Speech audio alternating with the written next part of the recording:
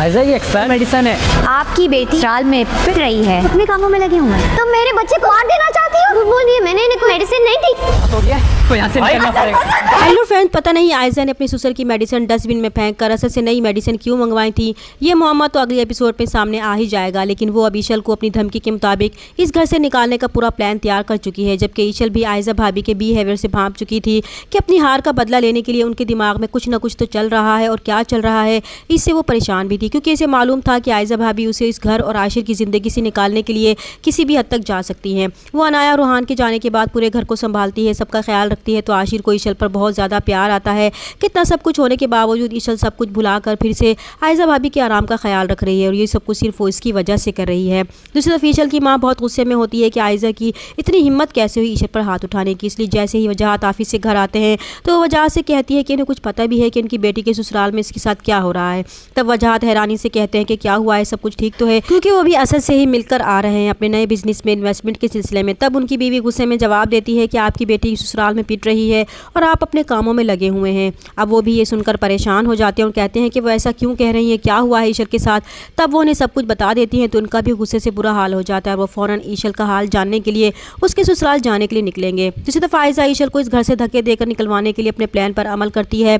जैसे ही असद घर वापस आता है तो आयजा उसके सामने अपनी तबीयत खराबी का ड्रामा करते हुए हाथ में कुछ मेडिसिन लिए बैठी होती है। जब असद उससे पूछता है कि क्या हुआ, तुम्हारी तबीयत तो ठीक है, तब आयजा बताती है कि पता नहीं मुझे क्या हो रहा है, सर में बहुत ज़्यादा दर्द है, चक्कर भी आ रहे थे, तो ईशल ने यह मेडिसिन दी है, वही खाने लगी हूँ। तब असद वो मेडिसिन उसके हाथ से लेकर देखता है कि ईशल को क्या पता कि ये मेडिसिन उसे खानी भी है कि नहीं। और फिर वो जैसे ही उन मेडिसिन को चेक करता है वो एक्सपायर होती है। तब वो चीखते हुए गुस्से से आयजा से कहता है कि ये मेडिसिन तो एक्सपायर हो चुकी हैं। तो आयजा बड़ी मासूमियत से कहती है कि वो क्या कह रहे हैं, इसका मतलब है कि ईशल ने जानबूझकर उसे ये दवाई दी है ताकि उसका बच्चा ख़त्म हो जाए। तो आयजा की ये बात सुनकर असद बहुत गुस्से में किचन में खड़ी ईशल का हाथ पकड़कर खींचते हुए बाहर लाकर सबके सामने धकेलता है और चीखते हुए कहता है कि इसने ये सब क्यों किया। आप सब घर वालों के साथ साथ ईशल भी हैरान होती है कि इसने ऐसा क्या कर दिया है कि असद भाई इतने गुस्से में हैं। जब ईशल हैरानी से असद भाई से पूछती है कि मैंने क्या किया है। अब आबिद साहब के साथ आशिर भी हैरान होता है कि आखिर ये सब क्या हो रहा है। आशिर के साथ अब आबिद साहब भी असद से पूछते हैं कि आखिर हुआ क्या है, वो कुछ बताए तो सही।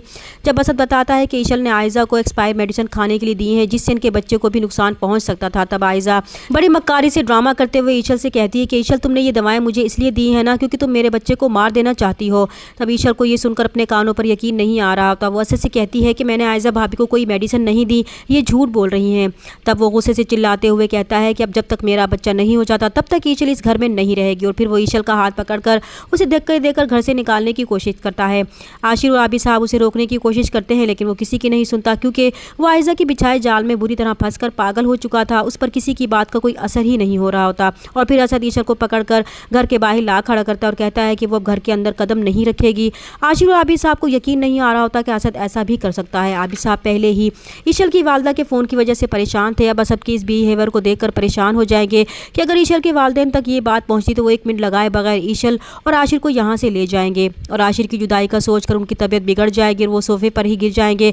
तब आशिर और असद फ़ौरन अपने बाबा की तरफ बढ़ेंगे, जबकि आयजा बाहर खड़ी ईशल के पास जाकर उसे धक्के देते हुए कहती है कि दफ़ा हो जाए यहाँ से, मैंने तुम्हें कहा था ना मैं तुम्हें इस घर से धक्के देकर निकलवाऊंगी। अभी तो मैंने तुम्हें सिर्फ इस घर से निकाला है, बहुत जल्द मैं तुम्हें आशिर की ज़िंदगी से भी निकाल फेंकूंगी। बड़ी आई थी मुझसे मुकाबला करने। जबकि ईशल बहुत बुरी तरह रोती है, उसे यकीन नहीं आ रहा होता कि आयजा भाभी इस हद तक भी गिर सकती है। जब ये सारा मामला रूहान और इनाया को पता चलेगा तो रूहान को इनाया की बातों पर यकीन हो जाएगा कि सच में आयजा भाभी ईशल को आशिर भाई की ज़िंदगी से निकालना चाहती हैं। इसलिए वो फ़ौरन अपना ट्रिप कैंसिल करके वापस घर आ जाएंगे ताकि वो आयजा भाभी के इस मकसद को नाकाम बना सकें। अब ये मामला बहुत बिगड़ने वाला है क्योंकि ईशल के वालिदैन तक ये बात पहुंची तो वो किसी भी कीमत पर ईशल को ससुराल में नहीं रहने देंगे। जबकि आशिर को तो आयजा भाभी से इतनी नफरत हो जाएगी कि वो उनकी शक्ल तक देखना पसंद नहीं करेगा, क्योंकि इसे भी यकीन हो चुका था कि आयजा भाभी को ईशल से कोई ना कोई मसला तो ज़रूर है। चैनल पर नए हैं तो प्लीज़ चैनल को सब्सक्राइब कर दें। मिलते हैं नेक्स्ट वीडियो में, तब तक के लिए अल्लाह हाफिज़।